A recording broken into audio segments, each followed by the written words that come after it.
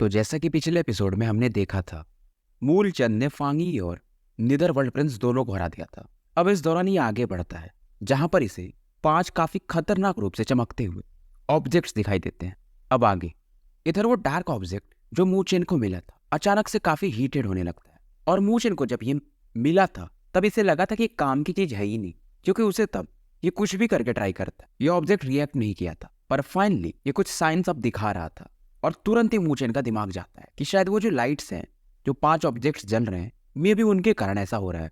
और अपनी थ्योरी को सही प्रूफ करने के लिए उन 5 लाइट्स की तरफ ये काफी तेजी से बढ़ता है। और जैसे ये बढ़ता है, ये ब्लैक ट्रायंगल और ज्यादा गर्म हो जाता है। मूचेन तो समझ चुका था, ये और जल्दी उन 5 लाइट्स को पकड़ने के लिए बढ़ जाता है। और उन 5 लाइट्स में से एक लाइट ऐसा था जो सबसे ज्यादा चमक रहा था।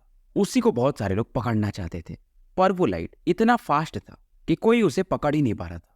बहुत सारे लोग जब ये देखते हैं तो ये हंस रहे थे कि हम 6 स्टार के सॉवरिन हैं, हम इसे नहीं पकड़ पा रहे हैं, तो ये क्या पकड़ेगा। और इधर वो जो ब्लैक ट्रायंगल था एकदम लावा के समान अब उबलने लगा था और इसमें से एक बजिंग साउंड प्रोड्यूस होता है। और जैसे ये प्रोड्यूस होता है, ये सर्कल ऑफ लाइट मूव करना ही बंद कर देते हैं। और इस मौके का फायदा उठाकर मूचेन तुरंत ही फिनिक्स विंग्स निकाल के उस लाइट सर्कल को पकड़ लेता है।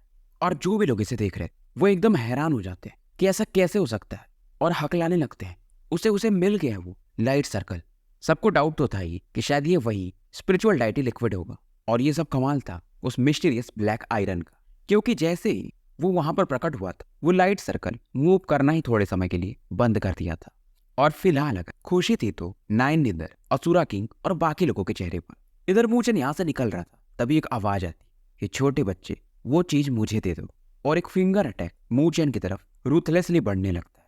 मूचेन अपने फिनिक्स विंग को लेकर यहां से निकल तो जाता है, और वो फिंगर का अटैक इसके बैक पे थोड़ा सा टच होता है, तो पेन ये फील कर पा रहा था। पर फिर से वो बंदा इसके सामने आ जाता है, और ये बंदा लाल रंग के कपड़ों में था। ये था south pavilion master, divine pavilion का। और इनके अंडर में काम करने वाला वो ड्रैगन कमांडर वगैरह सभी यहाँ पर आ चुके थे। और ये लोग नाइन निदर वगैरह को फिलहाल बैटल में उलझा लेते हैं। अब साउथ पवेलियन मास्टर मूचेन से कहता है कि देखो बच्चे, प्यार से थे तो। मूचेन हंसने लगता है, मतलब आप एक पवेलियन मास्टर हो साउथ पवेलियन के, जो कि डिवाइन पवेलियन के अंतर्गत आता है, फिर भी एक बच्चे से चीज मांग रहे हो। साउथ मास्टर कहता है देखो, टाइम बाई करने की कोशिश मत करो, कोई फायदा नहीं होगा। हालांकि साउथ पवेलियन मास्टर का स्ट्रेंथ फिलहाल 6 स्टार सॉवरिन पर था सेपरेशन की वजह से, फिर भी पावरफुल तो ये था। और ये बेहिचक फिर से मूचेन पर अटैक करने के लिए बढ़ता है। मूचेन जब ये देखता है तो एक स्टोन प्लेट ये बाहर निकाल लेता है, और ये काफी दिखने में मिस्टीरियस था, और कुछ कॉम्प्लिकेटेड पैटर्न्स भी इस पर बने हुए थे। ये वो था जो इसे स्काई एम्परर ने दिया था, डिवाइन चेस बोर्ड। और इसे बस एक ही बार यूज किया जा सकता है, ऐसा उन्होंने इससे कहा भी था। लाइफ और डेथ सिचुएशंस में तुम इसे यूज कर सकते हो। पवेलियन मास्टर हंसता है कि तुम्हें अभी भी रजिस्ट करना है। हालांकि चेस बोर्ड को देखता है, पर इससे ज्यादा फर्क उस समय नहीं पड़ता है। और एक पाम अटैक जिस पर कि फायर फॉर्म था, और इस अटैक को ये कहता है fire Phoenix, divine art, fire feather, sky barrier. बाहर से बहुत सारे लोग इस बैटल को देख रहे थे, और सबको यही लगता है कि मूचेन के सर्वाइव करने के चांसेस बहुत कम है। मूचेन को भी आज समझ में आता है कि अगर इसके पास आज ये चेस बोर्ड नहीं होता तो इसका मरना पक्का था। और ये तुरंत ही चेस बोर्ड में अपनी स्पिरिचुअल एनर्जी भेज देता है। और जैसे ये करता है, चेस बोर्ड के अंदर से कई सारे फिगर्स बाहर निकलने लगते हैं, और तुरंत ही एक फाइटिंग स्पिरिट एम्बलम यहाँ पर बन जाता है। और ये एम्बलम जाकर के उस अटैक से टकराता है, और जब कोलिजन होता है तो आसपास के स्पेस पूरी तरह से हिल जाते हैं। सबकी नजर जाती है मूचेन पर, जो कि बिना इंजर्ड हुए यहाँ पर खड़ा था। सबकी नजर मूचेन के आसपास पड़ती है, जहां पर 1000 सोल्जर्स तो खड़े होंगे, और ये ग्रे कलर्ड आर्मी थे। साउथ पवेलियन मास्टर पहचान जाता है, तो तुम्हारे पास डिवाइन चेस बोर्ड है, तुम काफी लकी हो। मूचेन भी हंस के कहता है क्योंकि आपको ये ट्रेजर के बारे में पता है, तो आज क्यों ना आप मुझे इसका पावर टेस्ट करके बता दो। मूचेन भी आज इसका फुल यूज करना चाहता था, क्योंकि इस चेस बोर्ड को बस एक ही बार यूज किया जा सकता है। मूचेन इन आर्मी का फाइटिंग स्पिरिट कंडेंस करने लगता है। फाइटिंग स्पिरिट को देखकर साउथ पवेलियन मास्टर भी थोड़ा सा ही सही पर भय तो फील करता है, क्योंकि अगर ये अपने प्राइम में होता, यानी अगर इसके पावर में सेपरेशन नहीं होता, तो इससे ज्यादा फर्क नहीं पड़ता। पर फिलहाल ये सॉवरिन 6 स्टार का ही है। फिर भी अपना दिमाग लगाता है कि मुझे बस इस बच्चे को मारना, फिर तो ये सोल्जर्स अपने आप ही गायब हो जाएंगे। और अचानक से पवेलियन मास्टर गायब हो जाता है। मूचेन को भी मालूम था, ये अपने फिनिक्स विंग को निकालता है और आर्मी के बीच में सीधा पड़ जाता है। जहां पर पहले मूचेन था वहां पर ये पवेलियन मास्टर प्रकट होता है, पर मूचेन तो वहां से निकल चुका था। और जब वो फाइटिंग स्पिरिट कंडेंस होकर एक स्टोन स्पीयर में बदल जाता है, और ये स्टोन स्पीयर सीधा उस साउथ मास्टर की तरफ बढ़ जाता है। बदले में वो अपने फायर फेरिक्स पाम अटैक को इस भाले की तरफ बढ़ा देते हैं और जब कोलिजन होता है तो ये स्पेस एक बार फिर से डिस्टॉर्ट हो जाता है। इवन जो लेक था उसमें भी थोड़ी लहरें उठने लगती हैं और शॉकवेव के कारण साउथ मास्टर को भी कुछ कदम पीछे हटना पड़ता है। मून चैन को कोई फर्क पड़ता नहीं। साउथ मास्टर को इतना गुस्सा आ रहा था फिलहाल कि मून चैन के टुकड़े टुकड़े कर दे, क्योंकि बैटल में अब ये डिसएडवांटेज में जा रहा था। साउथ मास्टर अब कुछ भी कर लेता, इससे मालूम था ये 1000 की आर्मी को नहीं हरा सकता है, तो अब ये अटैक करना बंद कर देता है। अब इधर इस सीन को देख स्लीपिंग किंग वगैरह जो कि मून चैन के लिए चिंतित थे थोड़ा सा सरप्राइज फील करते हैं। इधर मून चैन इसके हाथ में जो ऑब्जेक्ट था उसे फाइनली देखता है। लाइट भी उसपे से गायब हो जाती और हाथ में इसके एक जार आता है और ये ब्लैक पॉटरी जार था, पर इसमें इसे कुछ दिखाई नहीं देता है। बहुत सारे लोग अभी मून चैन को भी देख रहे थे कि उसके अंदर तो काफी वीक स्पिरिचुअल एनर्जी है, पर ये भी सोच रहे थे यार ये तो सबसे तेज चमक रहा था और शायद ये स्पिरिचुअल डाइटी लिक्विड है ही नहीं। साउथ पवेलियन मास्टर इसे देखकर एक चैन की सांस लेता है और ये मून चैन के मजे भी लेता है। मून चैन अभी भी उस जार की तरफ ही देख रहा था, क्योंकि अगर वो ब्लैक ट्रैक का इस आइटम के लिए रिएक्ट किया है तो ये चीज नॉर्मल तो नहीं हो सकता। गुस्से में अब मून चैन अपनी स्पिरिचुअल एनर्जी इस जार में भेजने लगता है, क्योंकि इसे अब कंफर्म करना था कि क्या ये चीज सच में ऐसा बेकार है। और जैसे ही ये स्पिरिचुअल एनर्जी भेजता है, जार के ऊपर जो सिंबल्स बने हुए थे वो चमकने लगते हैं और जितना ज्यादा ये स्पिरिचुअल एनर्जी भेजता है वो सिंबल्स और तेजी से चमकने लगते हैं। इस दौरान ये जार जो था ये वाइब्रेट करना शुरू कर देता है और अपने आप ये मून चैन के हाथ से ऊपर हवा में उड़ने लगता है और वो जो लेक था उसकी तरफ ये बढ़ता है। जार के अंदर एक सक्शन फोर्स बाहर निकलता है और ऐसा जब होता है तो लेक के अंदर से कुछ वाटर पिलर्स निकलते हैं और इस जार के अंदर भरने लगते हैं। सबको मालूम था कि ये जो लेक है ये फोर्थ हॉल मास्टर का स्पिरिचुअल एनर्जी है, पर इतना भारी था कि इसके अंदर कोई प्रवेश कर ही नहीं सकता था। और पलक झपकते पूरा लेक ही खाली हो जाता है। छोटा सा जार था पर इसमें ये पूरा लिक्विड भर जाता है और ये गोल्डन कलर का हो चुका था, धुंध के समान। और सच में यही था स्पिरिचुअल डाइटी लिक्विड। तो फोर्थ हॉल मास्टर ने खतरनाक लेवल अपने डाइटी लिक्विड को छिपाया था। पहले वो ब्लैक ऑब्जेक्ट एक अलग जगह पर, फिर यहाँ पर एक बॉटल, और उस बॉटल में ही इस डाइटी लिक्विड को भरा जा सकता था। साउथ मास्टर को फिर से गुस्सा आता है कि यार इसका लक सच में काफी खतरनाक है।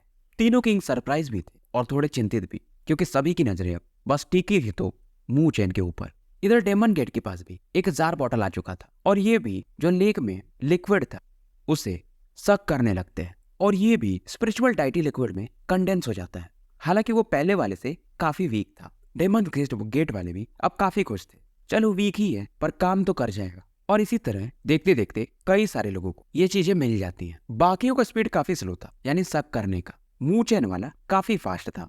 मून चैन अभी भी इस लिक्विड को कंडेंस कर ही रहा था और लोग कहते हैं कि वो बंदा जो प्योर फॉर्म है ज्यादा जल्दी इकट्ठा कर रहा है। और वो भंवर में जो 4 लाइट अभी भी घूम रहे थे उन्हें पकड़ने के लिए बहुत सारे लोग जाते कि क्या पता उसमें भी कुछ ऐसे आइटम्स हो जो इस लिक्विड को जल्दी सक कर पाए। बाकी लोग अब फाइट करने लगते, जैसे कि डिवाइन पवेलियन वगैरह वाले। हेवन और डोमेन वाले फाइट नहीं करते, क्योंकि मून चैन ने जो लिक्विड कंडेंस कर लिया था वो काफी था। उन तीनों आइटम्स के लिए जो बैटल चलता है काफी फियर्स था। एक डिवाइन पवेलियन को मिलता है, एक नीदरवर्ल्ड पैलेस को और एक होली माउंटेन को।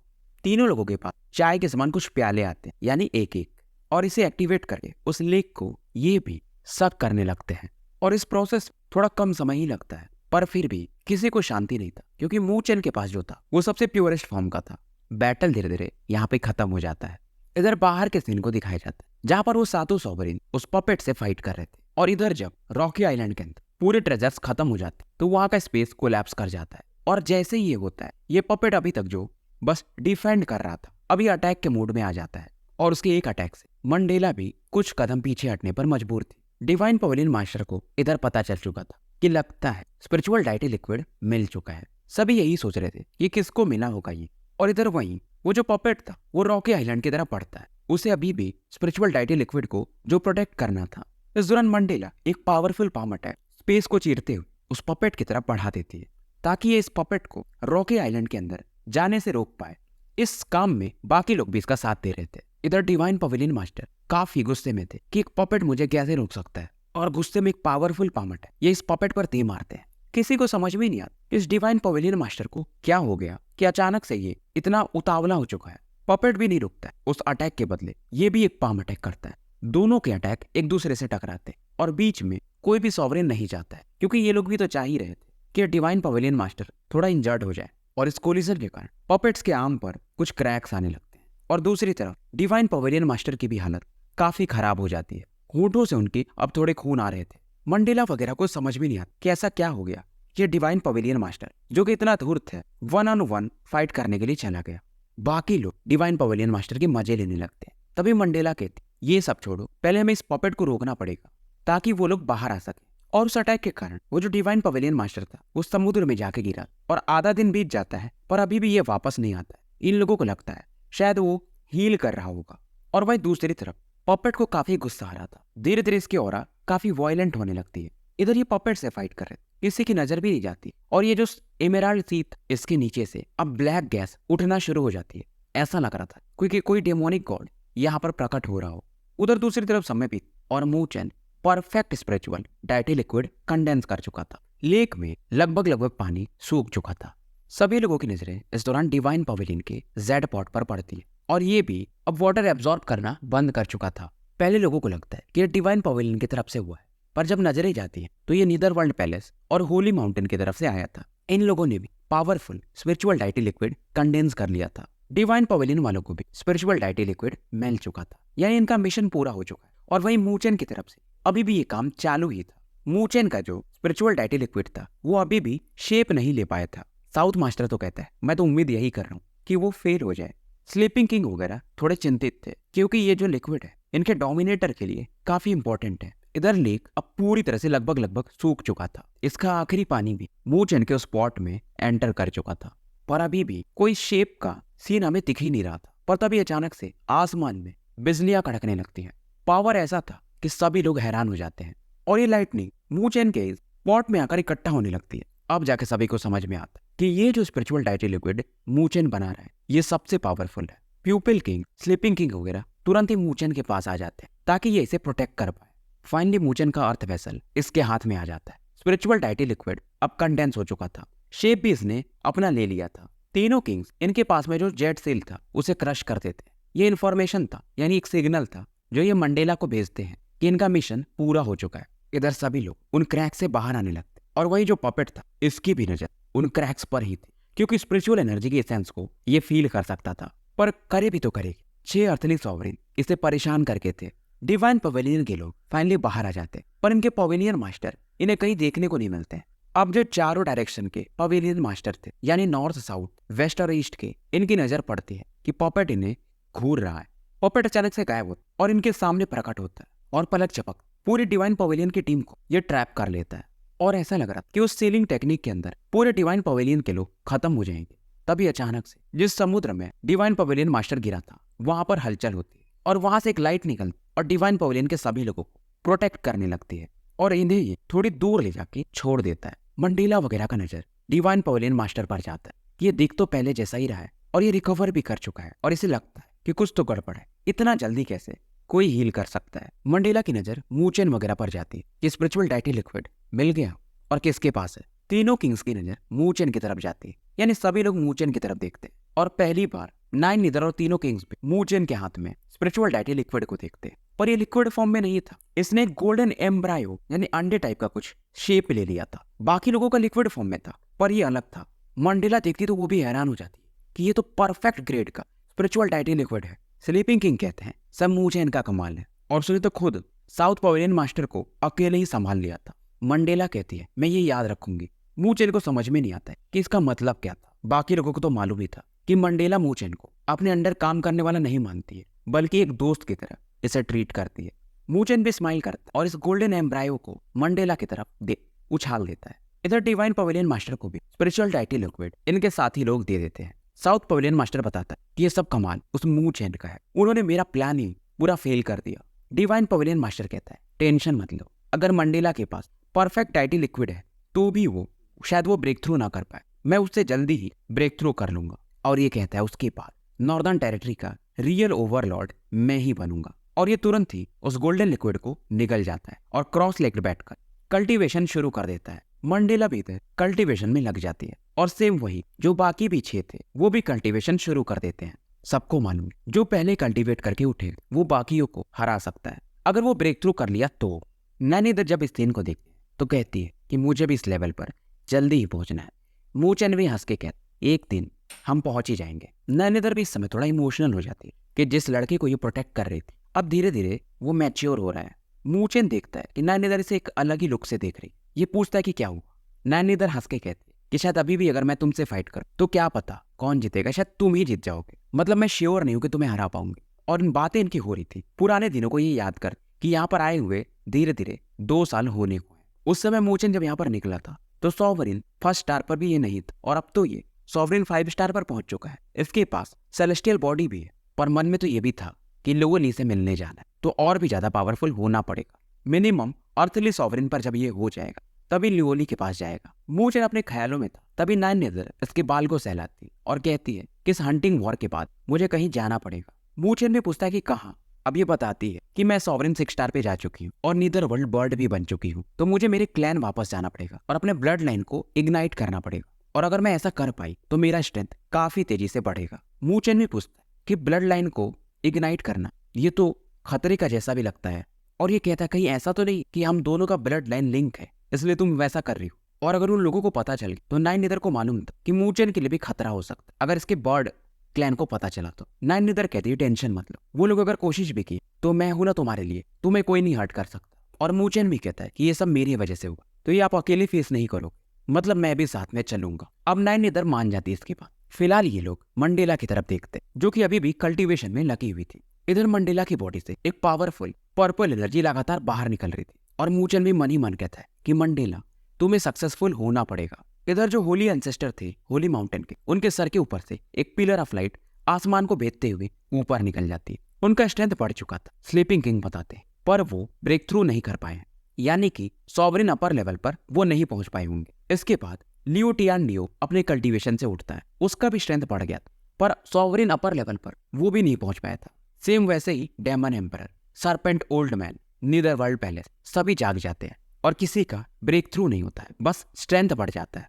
5 अर्थली सॉवरिन जाग चुके थे, बचे थे 2 लोग, डिवाइन पवेलियन और हेवन लॉर्ड डोमेन के, और ये लोग ध्यान से देख रहे थे इन दोनों में कौन सक्सेसफुल होगा। लोगों को ये भी डाउट था कि डिवाइन पवेलियन मास्टर वैसे भी अर्थली सॉवरिन के अपर लेवल के काफी करीब था, तो उसके चांसेस ज्यादा है। हालांकि डोमिनेटर के पास परफेक्ट डाइटी लिक्विड है तो भी, और दोनों की बॉडी से अब फ्लक्चुएशन काफी तेजी से फैलने लगते हैं। आसमान में थंडर पावर धीरे धीरे काफी अग्रेसिव होते जाता है, और इस समय स्पिरिचुअल रेन की बारिश होने लगती, यानी बारिश में भी स्पिरिचुअल एनर्जी था। 10 मिनट तक ये प्रोसेस वैसे ही चलते रहता है, और ये दोनों लोग अब फाइनली अपने कल्टीवेशन से उठ चुके थे। मंडेला काले रंग के कपड़े पहन के थे, और उसका पावर पहले से काफी बढ़ा हुआ दिखाई देता है, और दोनों का पावर शायद सॉवरिन अपर लेवल पर नहीं जा पाया था, और ये हाफ स्टेप पर था, पर ये भी बाकी 5 सॉवरिन से ज्यादा था। इसे देखकर कि डिवाइन पवेलियन मास्टर भी ब्रेक थ्रू नहीं कर पाए, ये लोग चैन की सांस लेते हैं। मंडेला तो कुछ नहीं बोलती, पर ये जो डिवाइन पवेलियन मास्टर था, ये पांचों जो अर्थली सॉवरिन थे उन्हें सजेशन देता है कि मैं तुम लोगों से कुछ बातें करना चाहूंगा। चेहरे पर इसके स्माइल था, पर बाकी 5 समझ जाते हैं कि कुछ तो गड़बड़ है। अब ये ज्ञान देना शुरू करता है कि नॉर्दर्न टेरिटरी बहुत लंबे समय से बिखरा हुआ है। मेरा यही सुझाव है कि क्या तुम 5 मेरे अंडर में काम करना चाहोगे। सीधा सीधा कहना था कि मैं ओवरलॉर्ड बनना चाहता हूँ, मेरे नीचे काम करो। अब ये लोग भी सोचते अगर ये सॉवरिन अर्थ के अपर लेवल में पहुंच गया होता तो हम सोचते भी ये तो हाफ स्टेप में है, और इतनी बदमाशी। इवन मंडेला का भी सेम लेवल है, पर वो वैसा कभी कुछ नहीं कही। 5 अर्थली सॉवरिन पहले एक दूसरे की तरफ देखते हैं, फिर मंडेला की तरफ। मंडेला इधर डिवाइन पवेलियन मास्टर की तरफ देखती है, पर कुछ बोलती नहीं। अब होली एंसेस्टर कहते हैं कि डोमिनेटर कुछ तो बोलिए। होली माउंटेन हो गए मंडेला के साथ अच्छा रिलेशन बनाना चाहते थे। लियो टियानडियो के अलावा बाकी सभी मंडेला को अच्छा समझते थे। अब मंडेला भी फाइनली बोलती है कि देखो डिवाइन पवेलियन मास्टर, मैं तुम्हारी तारीफ करती कि तुम पूरे नॉर्दर्न टेरिटरी को यूनिफाई करना चाहते हो, पर मेरा कोई इंटेंशन नहीं है। अब इसकी बात सुनकर बाकी लोग चैन की सांस लेते हैं, बस लियो टियानडियो कुछ बोलता नहीं। डिवाइन पवेलियन मास्टर कहता है कि मतलब तुम लोगों को मेरी बात नहीं माननी। डिवाइन पवेलियन मास्टर कहता है मतलब मैं अर्थली सॉवरिन के अपर लेवल पर नहीं जा पाया, इसी की वजह से ना अब मैं तुम्हें दिखाता हूँ कि अर्थली सॉवरिन के अपर लेवल पर जाना मेरे लिए कितना आसान है। मंडेला भी शॉक्ड हो जाती कि क्या ये ब्रेक थ्रू कर सकता है। फिलहाल मतलब ये हाफ स्टेप पर है, यानी इसके पास कोई ना कोई ट्रम कार्ड होगा। डिवाइन पवेलियन मास्टर अपने हाथों को घुमाता है और आसपास ब्लैक स्मोक इकट्ठा होने लगते हैं, और इन ब्लैक स्मोक को ये अब्जॉर्ब करने लगता है, और धीरे धीरे इसका पावर इतना बढ़ जाता है कि मंडेला से भी ऊपर जाने लगता है। लोग सोचने लगते हैं यार ये ब्लैक स्मोक ये थोड़ा वियर्ड लग रहा है। मंडेला तो तुरंत ही कहती है कि ये पावर ग्रेट 1000 वर्ल्ड का है ही नहीं, ये तो एविल क्लैन का है। बाकी लोगों के तो होश ही उड़ जाते हैं, और ये पावर उस एविल मास्टर का है जिसे 4th हॉल मास्टर ने हराया था, पर इस चक्कर में दोनों मारे गए, और एविल एम्परर का पावर यहाँ पर थोड़ा बहुत रह गया था, और शायद 4th हॉल मास्टर के सॉवरिन सी के नीचे ये पावर दबा था। डिवाइन पवेलियन मास्टर हंसता है कि मंडेला, तुमने फाइनली से फिगर आउट कर लिया, पर अफसोस अब काफी देर हो चुका है। अब ये फिर से कहते हैं कि अभी भी तुम लोगों को लगता है कि मैं क्वालिफाइड नहीं हूँ नॉर्दर्न टेरिटरी का ओवरलॉर्ड बनने के लिए। मंडेला इसे समझाती भी है कि अगर तुम इस पावर को यूज करके ब्रेक थ्रू कर भी लिए तो भी ये तुम्हारे लिए अच्छा नहीं होगा। डिवाइन पवेलियन मास्टर को फर्क पड़ता ही है, पावर बस मिलना चाहिए, उसके लिए प्राइस तो देना ही पड़ता है। और अगर मेरा पावर बढ़ा तो पूरे टियानलुओ कॉन्टिनेंट का मैं ओवरलॉर्ड बन जाऊंगा। डिवाइन पवेलियन मास्टर इवन ये भी कहता है कि मैं तो प्रीमोडियल सेलेस्टियल पैलेस का इनहेरिटेंस भी हासिल करूंगा, फिर मुझे कोई नहीं रोक पाएगा इस ग्रेट 1000 वर्ल्ड में। इवन मूचेन भी वहां के इनहेरिटेंस में इंटरेस्टेड नहीं था, बल्कि इसे तो बस the great solar undying body का कल्टीवेशन मेथड चाहिए था ताकि ये अपनी बॉडी को इवॉल्व कर पाए। पर ये बंदा डिवाइन पवेलियन मास्टर ये तो काफी आगे की सोच रहा है। मंडेला भी कहती है कि तुम्हें प्रीमोडियल सेलेस्टियल पैलेस के बारे में कैसे पता चला। डिवाइन पवेलियन मास्टर से ये पूछती है क्योंकि उस जगह का लोकेशन ढूंढना असंभव सा है। डिवाइन पवेलियन मास्टर इसके बात का जवाब नहीं देता है और ये बाकियों से पूछता है कि क्या तुम लोग अभी भी मेरा विरोध करोगे। अब पांचों अर्थली सॉवरेन का चेहरा बन जाता है और ये मंडेला की तरफ देखते कि अगर कुछ करना है तो यही कर पाएगी। मंडेला अभी भी मना कर देती कि मुझे तो नहीं काम करना डिवाइन पवेलियन के साथ। पवेलियन मास्टर कहता है ठीक है, फिर आज से हेवन और डोमेन इस दुनिया में एग्जिस्ट ही नहीं करेगा। दोनों का फाइट शुरू हो जाता है। डिवाइन पवेलियन मास्टर अभी भी ब्लैक स्मोक से मंडेला से फाइट कर रहा था। डेमन एम्परर भी कहते हैं सभी को मिलकर फाइट करना पड़ेगा क्योंकि ये डिवाइन पवेलियन मास्टर पूरे स्पेस को पॉल्यूट करना चाहता है ताकि कोई भी स्पिरिचुअल एनर्जी यूज ही ना कर पाए। अब सभी मिलकर के इसके ब्लैक स्मोक पर अटैक करते हैं। ब्लैक स्मोक को ये गायब कर देते हैं, पर फिर से वो ब्लैक स्मोक और ज्यादा आ जाता है। डिवाइन मास्टर कहते देखो समय वेस्ट करना खत्म करो, तुम लोग कुछ भी नहीं कर पाओगे। और मूचन इस दौरान मंडेला से पूछता है कि इसको रोका कैसे जा सकता है। मंडेला बताते कि पूरे स्पेस को ये पॉल्यूट कर हम सभी ट्रैप हो जाएंगे, अगर जल्दी से यहाँ से नहीं निकले तो हमें एक और अर्थली सॉवरेन चाहिए हो, तभी हम इस डेड लॉक को तोड़ पाएंगे। पर एक अर्थली सॉवरेन यहाँ पर लाएंगे कैसे? बात तो ये थी। तभी मूचन के ध्यान में आता है अरे वो स्पिरिचुअल पपेट वो भी तो एक अर्थली सॉवरेन ही है और शायद वो अपरली अर्थली सॉवरेन है, पर वो फाइट भी नहीं करता, वो तो बस डिफेंड करता है। अब इसके दिमाग में कुछ आता है और जो ट्रायंगुलर डार्क ऑब्जेक्ट था उसे ये बाहर निकालता है और इसे ये स्पिरिचुअल पपेट की तरफ लेके बढ़ जाता है। अब इधर जैसे मूचन पड़ता है डिवाइन पवेलियन मास्टर, क्योंकि उनका ऑरा काफी फैला हुआ था तो ये मूचन के एक्शन को फील कर लेते हैं, पर इन्हें समझ में नहीं आता है कि ये बच्चा मूचन करना क्या चाहता है। और फिर भी ये फालतू में मुसीबत खड़ा नहीं करना चाहते थे तो मूचन के आसपास का स्पेस ये कंट्रोल करने लगते हैं। अब इसे देखकर मंडेला भी उधर इनकी तरफ अटैक कर देती है और बाकी भी जो अर्थली सॉवरेन थे अब ये डिवाइन पवेलियन मास्टर पर अटैक करना शुरू कर देते हैं। अब इन्हें मूचन की तरफ से अपना ध्यान हटाना पड़ता है और इन 6 पर फोकस करना पड़ जाता है और अपने एक ही पाम अटैक में, चाहे वो मंडेला का अटैक हो ये बाकी सभी का, एक ही बार में हटा देते हैं। सभी लोगों को समझ में आ कि यार ये डिवाइन पवेलियन मास्टर इसका ऑरा सच में काफी बढ़ चुका है, किसी को लगा नहीं कि इतना स्ट्रांग हो जाएगा। इधर मूचन वो जो ब्लैक ऑब्जेक्ट था पपेट की तरफ फेंक दिया था। पपेट अभी भी क्रॉस लेग बैठा हुआ था और उसमें कुछ भी फ्लक्चुएशन होता नहीं है। इसे समझ में नहीं आता कि ये चीज तो 4th हॉल मास्टर ने छोड़ा है, तो पपेट में कुछ ना कुछ तो एक्शन होना तो चाहिए था। मूचन को थोड़ा गुस्सा आता है और अपने फिंगर पर स्पिरिचुअल एनर्जी को कंडेंस करके पपेट के आईब्रो पर अटैक कर देता है और फाइनली इसके आईब्रो के बीच में एक मार्क चमकने लगता है। इसकी आंखें जो अभी तक बंद थी फाइनली खुल जाती हैं और वो जो ब्लैक ऑब्जेक्ट था इसके अंदर एंटर कर चुका था। पपेट के अंदर से एक भयंकर लेवल का फ्लक्चुएशन बाहर निकलता है और इसको सभी लोग अब फील कर सकते थे। मूचन एक गहरी सांस लेता है तो ये चीज सच में 4th हॉल मास्टर का ही था। इनके पावर की वजह से पूरा स्पेस ही इस समय ट्विस्टेड होने लगता है। मूचन का ध्यान इसकी आंखों पर जाता है। पहले जो इसकी आंखें एकदम ब्लैंक रहती थी उसमें एक जान सा आ चुका, एक कॉन्शियसनेस वापस लौट चुका था, कोई सोल मानो उसमें एंटर कर चुका था। अब क्योंकि मंडेला जैसे इससे फील करती है ये तो समझ जाती है कि ये असली पावर है 4th हॉल मास्टर का, मतलब वो जो ब्लैक ऑब्जेक्ट उसमें 4th हॉल मास्टर का थोड़ा ही सही पर सोल पावर था। 4th हॉल मास्टर अब एक होर्स वॉइस में बोलते हैं कि लगता है हजारों सालों बाद आज मुझे किसी ने जगाया है। पपेट को अब हम 4th हॉल मास्टर बोल सकते हैं और इनकी नजर सीधा मूचन पर पड़ती है और इस दौरान स्पेस में ये एविल पावर को फील करते हैं कि ये एविल एम्परर का पावर है, ये यहाँ पर अभी भी है और उसे कंट्रोल करने वाला ये डिवाइन पवेलियन मास्टर को भी अब फील कर चुके थे और सीधा कहते हैं कि तुम ग्रेट 1000 वर्ल्ड के एक मेंबर हो और तुम एविल पावर को यूज कर रहे हो। इससे बिल्कुल भी डिवाइन मास्टर को फर्क नहीं पड़ता कि तुम वैसे भी मर चुके हो, अब मुझे तुमसे कोई डर नहीं लगता। मंडेला काफी चैन की सांस लेती है, खास करके मूचैन की तरफ देखकर कि ये बंदा अंधकार में भी एक रोशनी की छाया कहीं ना कहीं से ला ही देता है। 4th हॉल मास्टर भी कहते हैं कि तुम अभी शायद सॉवरेन के अपर रियन पर पहुंचे और तुम मेरे जूनियर कहे जाओगे, पता नहीं मुझसे कितने छोटे हो और इतना एरोगेंटली बात करना सही नहीं है। अब ये अपने पाम को आगे बढ़ाते हैं, इनके फोरहेड पर वो जो ट्रायंगुलर शेप का ब्लैक ऑब्जेक्ट चिपका हुआ था वो इनके पाम पर वापस लौट आता है। मू चेन भी सोचता है यार ये चीज तो यूजलेस थी, पर शायद ये फोर्थ हॉल मास्टर की चीज है, तो वही इसको अच्छे से यूज करना जानते होंगे। अब ये ब्लैक ऑब्जेक्ट इनके हाथ में आते ही रोटेट करने लगता है और अलग अलग प्रकार के इसमें से साउंड निकलने लगते हैं। नीचे जो समुद्र था वो भी कंपन कर रहा था, पूरा स्पेस सिस्टम हिलने लगता है और ऐसा लग कि वो जो ब्लैक ऑब्जेक्ट है उसमें से एक पेड़ निकल रहा हो और अलग अलग ब्रांचेस काफी तेजी से बढ़ रहे हों। पूरा स्पेस डार्कनेस से भरने लगता है। डिवाइन मास्टर भी सोचता है कि ये क्या पावर है। सभी लोग सेपरेशन फील कर रहे थे, तभी सभी लोगों की नजरें ऊपर के स्पेस में जाती और वो जो डार्क पिरामिड था, अगर आपको याद हो जब ये लोग बाहर खड़े थे, उतना बड़ा चीज अब यहाँ पर काफी तेजी से आ रहा था। अब मू चेन को रियलाइजेशन होता है कि ये जो कंपास था यानी वो जो ब्लैक ट्रायंगल का छोटा शेप वो इस पिरामिड का छोटा वर्जन था। पिरामिड पर अब गोल्डन लाइट दिखती और कई सारे एंशिएंट मार्क भी, और शायद ये कोई डिवाइन आर्टिफैक्ट था। मंडेला को भी समझ में आता है ये तो एक सैक्रेड आर्टिफैक्ट है। डिवाइन आर्टिफैक्ट के ऊपर सैक्रेड आर्टिफैक्ट आता है, या इसे हम होली आर्टिफैक्ट भी कह सकते हैं, जो कि काफी रेयर माना जाता है। मू चेन ने भी ऐसा चीज पहली बार देखा था और अब ये बताती है कि प्रिमोर्डियल सेलेस्टियल पैलेस में 8 ऐसे सैक्रेड आर्टिफैक्ट्स थे और ये उनमें से एक है।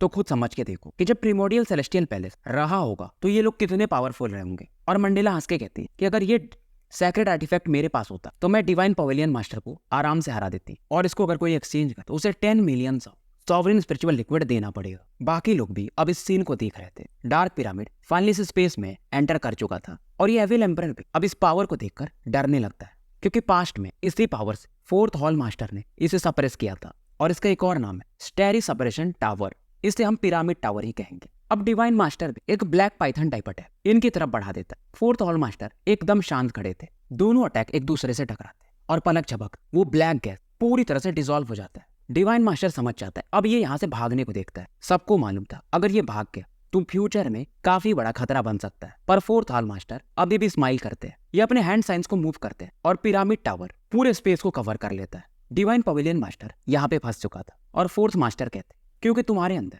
उस एविल एम्परर का पावर है तो तुम्हें यहीं पे रहना पड़ेगा। अब ये हैंड साइंस चेंज करते और ये जो पिरामिड था अब डिवाइन पवेलियन मास्टर को क्रश करना शुरू कर देता है। इसमें एक ब्लैक होल बन और ये डिवाइन मास्टर को सीधा निगल जाता है। पिरामिड टावर के अंदर कई सारे चेन्स थे जो कि डिवाइन मास्टर को बांध देते हैं। डिवाइन मास्टर चिल्लाता है कि फोर्थ मास्टर आपको चाहिए क्या। फोर्थ मास्टर कहते हैं जो तुम्हारा नहीं है उसे वापस कर दो। इधर पिरामिड में कुछ फ्लेम्स एंटर करते हैं। फ्लेम्स जो थे मानो स्टार को रिफाइन करके बनाए हो, इन्हें फ्लेम ड्रैगन्स भी कहा जा सकता है। डिवाइन मास्टर चिल्ला रहा था ये सब उस मू चेन का प्रॉब्लम उसी ने फोर्थ मास्टर को जगाया है, पर ये चीख के चिल्ला के कर क्या सकता था। पवेलियन मास्टर फिर भी चिल्ला कि अगर लाइफ और डेथ बैटल आ जाए तो मैं आपको भी इंजर्ड कर सकता हूं, तो आप फिर से सोच लो। फोर्थ मास्टर कुछ बोलते नहीं और फ्लेम से इसको कवर कर देते हैं और फोर्थ मास्टर डिवाइन मास्टर के अंदर जो इनका स्पिरिचुअल डाइटी लिक्विड था उसे सीधा एक्सट्रैक्ट कर लेते हैं। मू चेन भी हैरान था, मतलब किसी की बॉडी के अंदर ये अपने पावर को ही निकाल लेते हैं। किसी को पता नहीं था जिन लोगों ने भी स्पिरिचुअल गॉडली पोर्शन को एब्जॉर्ब किया था और रिफाइन किया था उसके अंदर सील था जिसे ये लोग फील भी नहीं कर पाए थे, और उस सील में वैसा कुछ नहीं था। समय के साथ वो खुद ही डिसॉल्व हो जाएगा। और वहीं दूसरी तरफ डिवाइन मास्टर का पावर लेवल अर्थली सॉवरिन के अपर लेवल से गिर करके अर्थली सॉवरिन के लोअर लेवल के पीक पर पहुंच जाता है। मतलब इन्होंने जो भी इस ग्रेट हंटिंग में कमाया था पूरी तरह से नीचे जा चुका था। अब इसे देखकर डिवाइन मास्टर को काफी गुस्सा आता। गुस्से में अपने सॉवरिन सी को एक्सप्लोड करने को देखता है ताकि मैं भी मरूं और यहाँ पर जो भी है सभी मारे जाए। और ये मानता भी ये अपनी बॉडी को सॉवरिन सी को सीधा एक्सप्लोड कर देता है। फोर्थ हॉल मास्टर देखते इनका ये जो पिरामिड टावर था अब ये भी कोलैप्स करने वाला था। इनको मालूम था अगर इनका टावर ब्रेक कर गए तो डिवाइन पवेलियन मास्टर की स्पिरिट यहाँ से निकल के भाग जाएगी। और ये भी स्माइल करते हैं कि तुम मुझे शायद अभी भी अंडर एस्टिमेट कर रहे हो और मैं तो पहले ही मर चुका हूँ। अभी अपने हैंड सील्स चेंज करना शुरू करते हैं और अपना जो फिलहाल वाली बॉडी थी यानी स्पिरिचुअल पॉपेट इसे एक्सप्लोड करा देते हैं और पलक झपक डिवाइन पवेलियन का जो सॉवरिन सी का इम्पैक्ट था उसे सप्रेस कर देते हैं। डिवाइन मास्टर का बस स्पिरिट बचा था और ये जान चुका था। ये फोर्थ हॉल मास्टर से कहते मेरी आपसे कोई दुश्मनी नहीं है, कृपया मुझे अब जाने दीजिए। पर ये कहते हैं कि तुमने एविल क्लैन के साथ कोलाइड किया, तुम इस ग्रेट 1000 वर्ल्ड के दुश्मन कहे जा सकते हो। और ये पलक झपक इनके स्पिरिट को भी डिस्ट्रॉय कर देते हैं। तो डिवाइन मास्टर अब मर चुका था। हेवन लॉर्ड डोमेन का जो सबसे बड़ा खतरा था सीधा सीधा कहे तो वो समाप्त हो चुका है। बाकी जो भी लोग हैं वो मंडेला से वीक ही हैं। तो नॉर्दर्न टेरिटरी की सबसे पावरफुल वॉरियर अब मंडेला थी। स्टोरी यही समाप्त करते हैं और मिलते हैं फिर कल एक नए वीडियो के साथ। और दूसरे चैनल को सब्सक्राइब कर लो। वैसे तो ये IQ वाले TGR डालने पर कॉपीराइट भेज चुके हैं, देखता हूँ कुछ कर सकते हैं कि नहीं।